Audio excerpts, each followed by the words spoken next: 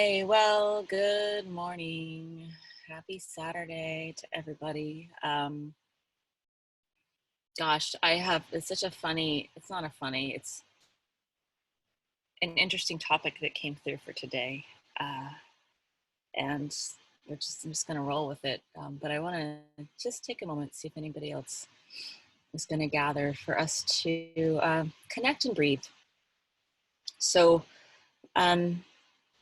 you might put your hand over your heart. You might just bring both of your palms together in your lap, but take a moment to just close your eyes and come into your body, center yourself,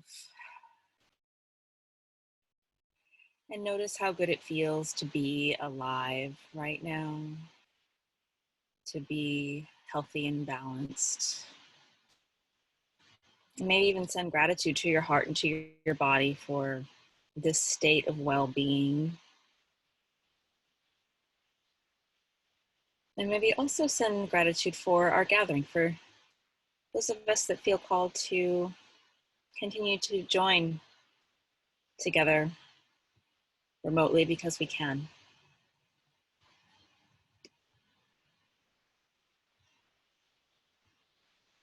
Wonderful.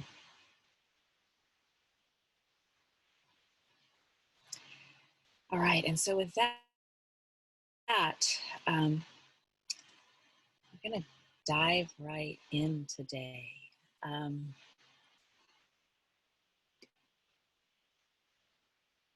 Lisa says, good morning, Lisa. Thank you for your powerful podcast about Pluto. Yay, Pluto's here. So today we're gonna talk about some, when is different. So people talk about alien races and different kinds of beings. And we're going to talk about that a little bit today. And we're going to do so with a softer lens, because Spirit clearly has told me that I don't know the final answer. But I think there's some interesting and potentially powerful information, kind of more like a reframing. And we're going to talk about the cat beings that have been known on our planet.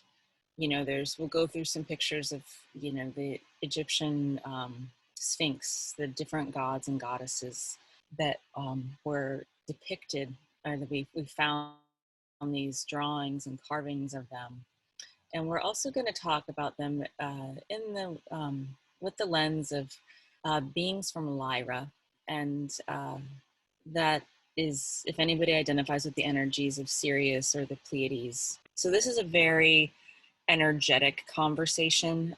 It's not my place to say that I've seen this being and it exists. There are many who say that these beings are in human form. I think we're going to start from the level of the actual cat beings that are on our planet, and then we're going to kind of wade in a little bit deeper. And as with everything, I really want you to be your guide.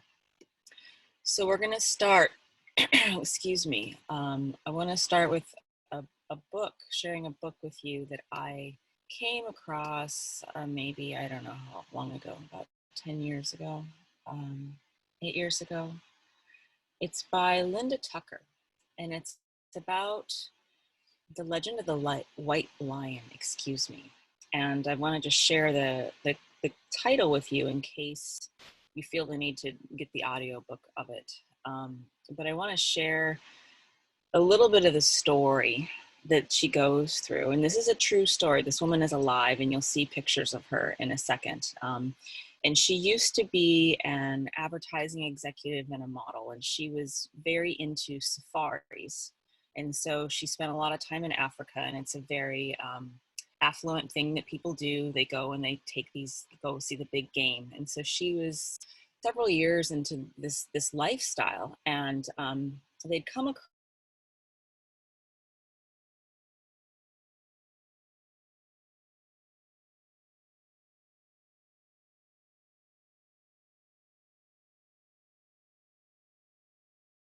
across these these white lions showed up. She was a part of a group that had known that some babies had recently been born, white lion babies, and they decided that they knew that they didn't want to be intrusive to the lions, but they wanted to go see these new little cats, big cats. And as the story goes, she's in this, it's like one of those big land cruisers, but it's suited to hold like 8 or 10 people. So they're going, it's sunset, and they somehow this perfect storm of things happens. They don't realize that they're actually driving into where the mom has just given birth to the babies, and there's a whole group of cats. But as soon as they do realize how close they are, the truck breaks down. And so now they're stuck, and it's sunset, and these cats are now upset and coming towards them as if they're going to protect their newborns from these human intruders. And so this lasts for about, I forget the whole story. It's been a couple of years since I've read it, but 15 to 20 minutes of this, and the cats are kind of circling, and people are, pulling their legs up and getting huddled into this very open truck that some sort of axle's broken, and they literally can't go anywhere. And they're talking about what to do and whether or not it's safe for them to try to run away, or what's going to happen. And all of a sudden, through the middle of the place where the family was, where the babies were born, this young African girl with, I believe, 2 other children. She was a girl. She's probably like 20 or 21, but she's young and small frame. These 3 small African people walk through the center of these roaring white cats, and the cats don't pay any mind to these people. And these 2 kids and this young girl come to sit in the truck with all these Western tourist people who have unwittingly become like trapped themselves here with these white lions. And as they sit with these Westerners, the cats start to back away. And takes a little bit of time. The cats are still aware of everybody's presence, but they are kind of, it's as if there's a signaling that's happened. And I'll get into the why of this in a second, but they kind of get the signal from this African, these young kids and this girl that like, this is a safe space, and that they've got it under control. So the cats are still, they're not here. They're backed away from this truck. And I forget exactly how it happened. Somehow I believe that like 1 or 2 of the little kids stay in the truck, and this girl walks the Westerners 1 by 1 or 2 by 2 away from where they'd stranded themselves, so that they could walk back to safety. And this happens through sunset and into the dark. And for many of the people on that safari, that was the day that the story closed. But for this woman, Linda Tucker, she was so, she dedicated the rest of her life to figuring out what had happened. And so here's a picture of her. She went back to Africa, and she wanted to figure out who those 3 people were and what they knew and what they did. And she started to interact with, she came to know of a shaman who was sort of a lion whisperer. And she spent, I want to say 8 to 15 years. I forget how long it was, but it wasn't easy to get to this person. And she definitely had to show that she was truly interested in learning. And she started to learn from him about his relationship to these cats. And one of the things that he shared with her was that they believe that these cats are, and this is the African people, believe that these cats are the physical embodiment of some sort of ancestral wise energy.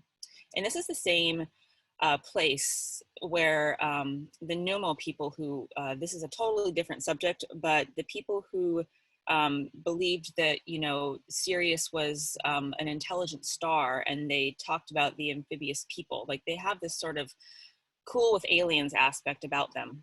So this is the same area that now they're talking about these white lion, actual physical felines.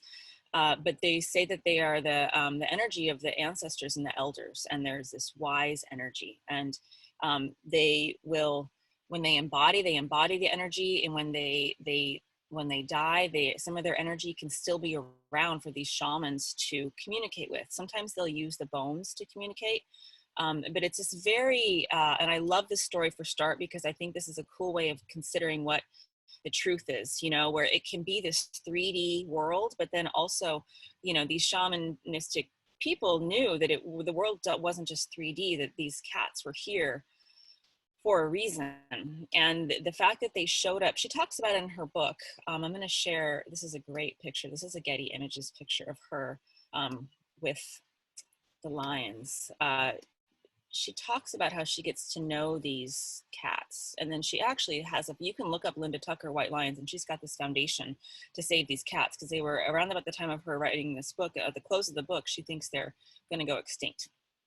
And so now she's dedicated her whole life to telling this story and to getting to know these cats. And there's all sorts of pictures. I love this picture where she's definitely communing with this, you know, what we've been taught in the Western world to be this fierce beast. And she talks about how the shaman people see them as so much more than a cat, that they are these great beings of light. So that is, gosh, that's such a cool story. And like I said, I shared with you the book. It's Legend of the White Lion, I believe is what it's called. Her name is Linda Tucker, and she's alive and around today. There's even TED Talks that she gives about her experiences with these lions. And this kind of is a perfect segue into cat beings and the beings from Lyra, which I believe are, that energy's always been around, but it knows it's becoming more and more relevant. And so it's showing up more and more. And while many Lyran people, or people who kind of channel that information, talk about how Lyrans are their own sort of race, Spirit kind of told me not to get too involved with the technical details, but Lyrans, Pleiadians, Syrians all have that kind of ascension energy about them. And it might just be useful to consider that it's an energy, that it's a light code, or that it's a vibration or a frequency or an intelligence that is making itself available to us so that we can facilitate our own awakening, enlightenment, and then the, you know, as many call it, the quote unquote ascension on our planet, which is the, you know, awakening and enlightening and healing that we are all so now more than ever interested in making happen. So I want to get to next. I'm going to share a photo, just a couple photos to kind of give us a visual of these beings from Lyra. I like this one. This one's pretty cool. So this image is great because it shows, you know, this very feline energy, and it also kind of shows that the otherworldly aspect about Lyrans. And so Lyrans have often been channeled to say something like they've worked a great deal with Pleiadians or Syrians, and they are very similar in vibration in that they once inhabited a planet that was very much like Earth, and then they also have raised their vibration out of the 3D world, and they understand how to inhabit higher vibrations, and they're here to help us with that. So right now, primarily their energy is of a higher dimension, a higher vibration. It might be helpful to think about it as 5D, but I think it's a little bit, they're kind of saying, no, it might be 8D or something. Don't worry about it. But it's this, they're able to transcend. And I almost feel like the cats that we were just talking about, those white cats that mysteriously appeared on our planet and are still here, are some aspect of the embodiment, the way that they physically embody. And then they're also able to be beyond their bodies. And they also shared that there's a lot of different kind of cat beings where, you know, lions have a very specific energy. There's also panthers and pumas, but we're talking about the lion energy. And And there's a lesson for us with the lion energy right now. And if we think about it, what would the lions, how do lions behave? They're playful, they're happy, they're sanguine, they're very steadfast, but they're also, they don't run around wasting their energy. This is exactly what we get to address right now, you know, like humanity's been running around wasting its energy. Those cats don't do much. They play, they have their family, they have their community, and that they do need to get something done. They watch, they wait, they make one or two swift moves, and then it's done. And they're kind of showing us a teaching point about that, which is to know that we're powerful, but to not necessarily flit or flail ourselves about. And there's another point of view that says that these Lyran beings are not just one of the ways that they're found in physical world as the actual cats, but also that they can kind of come into human form, and that many humans might potentially, oh, this, I want to share this photo. This is cool. This is a picture of a Lyran and then a human.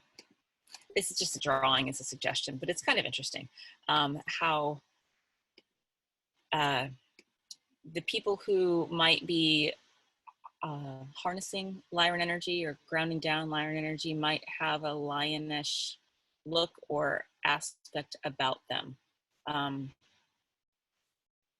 And the other thing that happens is a lot of the people, and it maybe, you know, you might entertain that it's something that you're connected to. It doesn't have to be that you take full ownership and this is your identity. That's kind of, I think, the newer lesson, or for me at least, which is, but also to be willing to sort of merge with the energy and see what it is that it can help us with. Because the Lyran energy are people are really, who are drawn to this are really, they know they're here for a reason. And I think that all of us are very much of that sense of mission, you know. And also these people will be drawn to the stars because they kind of ultimately know that that is where they're an aspect of their home. So, you know, instead of just looking at a movie and watching a movie about, you know, space, it might be, you know, when you look and watch those things, it's really feels like, oh, no, I think that part of that, most of that's probably true. And the Lyrans are here to remind us that, you know, we're here, the human species is capable of so much more. And I think that people who are able to tap into that Lyran energy, it's Lyra, I didn't actually spell that, but it's, you know, you really know the sense of the human potential. And also there's a sense of, and this gets back to how the cats are demonstrating for us this learning teaching point, there's a sense of personal authority where, you know, nobody pushes a lion around. They can be very relaxed, but they also know that they have their power. And so they don't allow themselves to be manipulated by fear or false power, right? So I think it's really a cool time to consider that these beings are here for us. And I want to move next to a, I hope that I'm doing this right, to this, oh shoot, okay. This is Goddess Ma'at. So now we're getting into Egyptian times. And well, check it out. She looks like a lion, right? And Egyptian pantheon is known for having several of these powerful gods. I want to share, this is a little more personal than I usually get, but this is me with Sekhmet. This is just this last year. And check out the cat head on the back. That's Sekhmet that I'm standing behind. But she is a cat goddess. And I'm gonna get off course so that I can get on course. But one of the things that these cat beings were known to help humanity with, especially during the time of Egypt, was high technology. So if you've ever seen those some of the more quote unquote secret glyphs in the pyramid where they show helicopters and spacecraft and things like that. Those who are aware of the connection of the cat beings with Egypt would say potentially that it was the Lyran people who taught the Egyptians people, the humans, how to fly and also how to have electricity. There's a lot of other parts of glyphs in the pyramids where they show these vast long tubes, and if you look at it with the right eyes, they've got electricity going through these tubes.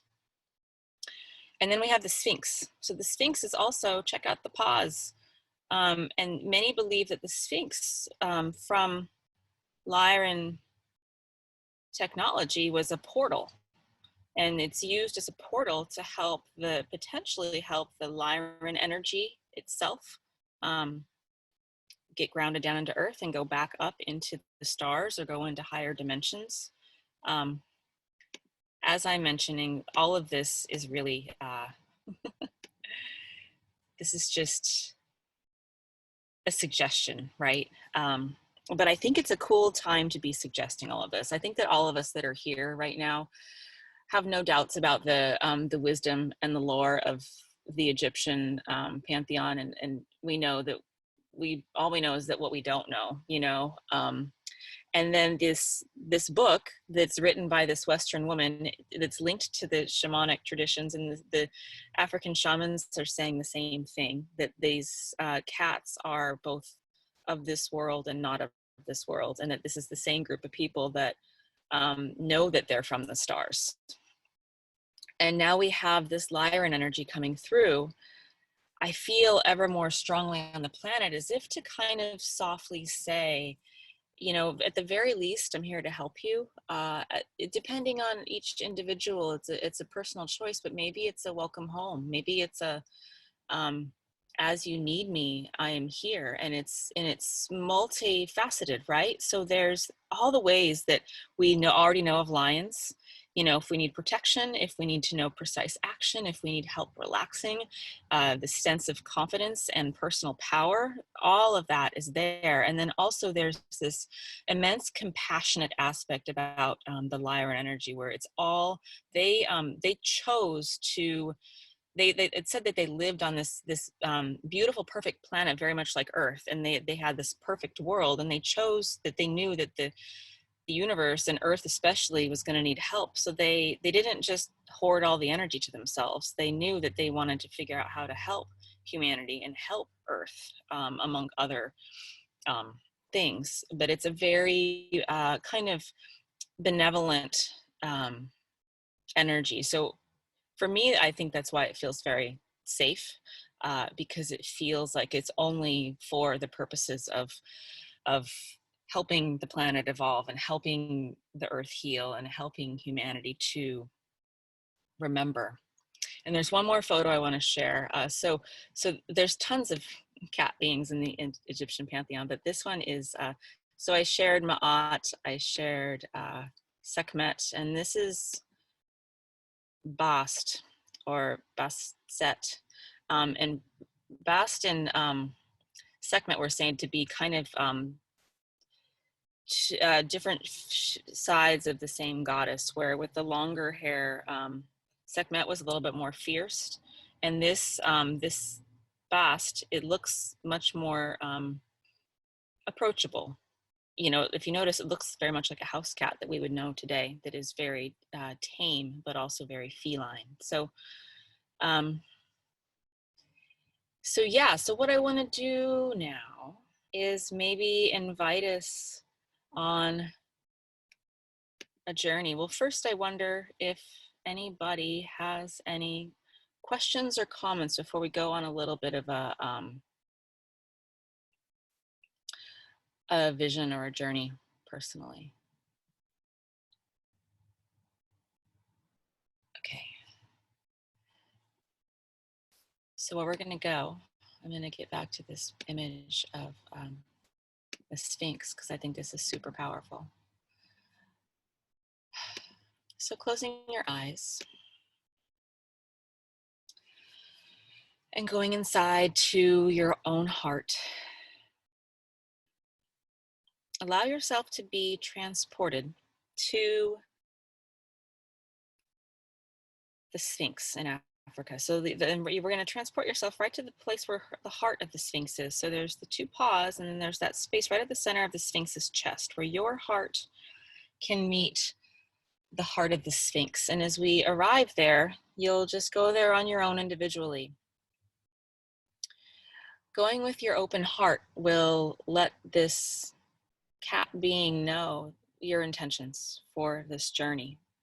And as you open up your heart and intend to connect to the heart of the Sphinx, imagine and allow that the Sphinx has just sort of taken you in.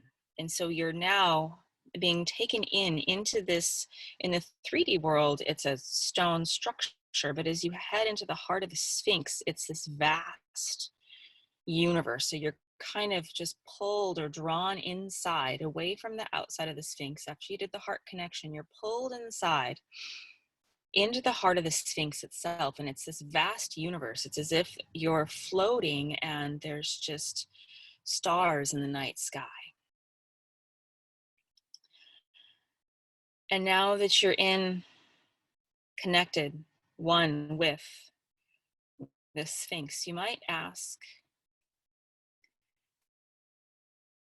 if the Lyran energy wants to come to you to show you anything about yourself, anything about your purpose, anything that you already know, or if there's any other messages from any other potential cat beings, Ma'at, Sekhmet, Bast, or the Sphinx itself, or any other Lyran or cat type energy. So this is a very unique journey, but I know that where we start is that we're in this vast universe. And now just see where you're taken. We're going to spend about a minute or so here, and I'm going to be silent and just holding the energetic space for you to do a very safe journey, and just notice where you go. If you go to your homeland, this remembering of this vast, beautiful, lush Garden of Eden planet that's much like Earth. If you're going to some other past life in Egypt, and feel the benevolence and the safety and security of being held by this Lyran energy.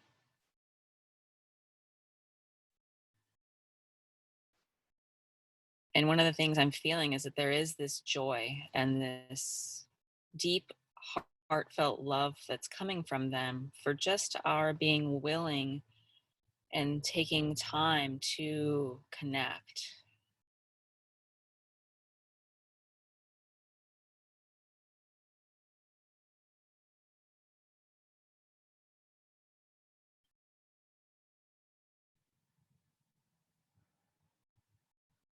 If you have any questions for this energy or for any being that you're communicating with, any questions about your life or the world, or you can offer them up right now.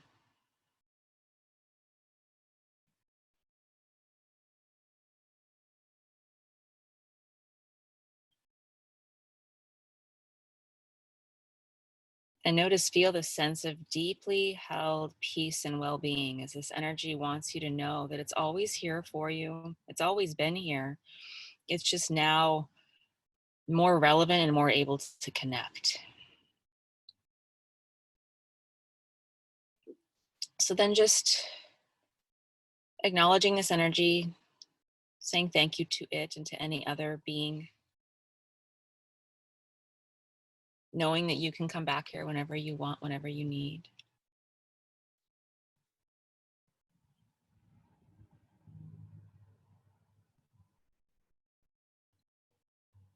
Feel yourself being just gently, slowly, almost condensed back into your physical body.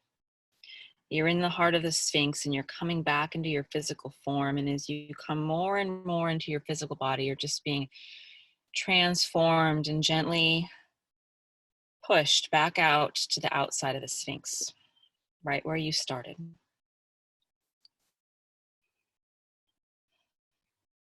And then also take a moment to connect to your heart and to the Sphinx's heart and to say thank you.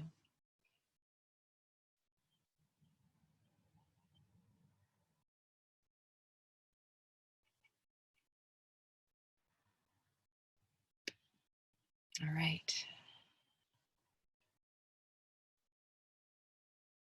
So as I mentioned, that was kind of an interesting topic that came through for today. Hopefully this is helpful. Hopefully this is empowering. Spirit definitely said, as I mentioned, I'm not the one to claim to know the answers, but really I think to help us, we can kind of genuinely start to feel for the connecting of the dots of the things that feel like home for us and the things that feel empowering and true. And one of the things that I love with the Sphinx is that you can kind of hopefully start to feel that that physical structure is a portal, where as soon as we enter into it, it's like we kind of are able to leave our bodies a little bit. And that's also very Lyran, right? We were talking about how they can exist in this physical world, but they also are simultaneously existing in higher planes of existence. And I think they really do want us to remember how to do that. And they want to show us how to do that. And they want us to know that we're safe and supported as we do that. And the other thing that came through that was worth mentioning with the original story that I shared with you guys about Linda Tucker and that those 3 African girls or younger girls that were able to communicate with the lions. The shaman had later told Linda that yes, that's exactly what happened. The lions knew those girls, and the girls were protecting the Westerners, and they knew by sitting in the truck, the lions got the signal from the girls that that truck was something that they felt safe to be around. And so there was this beyond energetic communication with the tribe and with those lions. And you can even see it with Linda, who's able to wrap her arms around this super happy cat. It's as if by beginning to work with these energies, I want to show that picture one more time as our close, because I just think that let me find it. I think it's such a cool picture. Am